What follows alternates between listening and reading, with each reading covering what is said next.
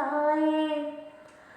உலகத்தின் பந்தங்கள் எல்லாம் நீ சொல்லி தந்தாயே. பிறப்புக்கும் இறப்புக்கும் இடையில் வழி நடத்தி சென்றாயே.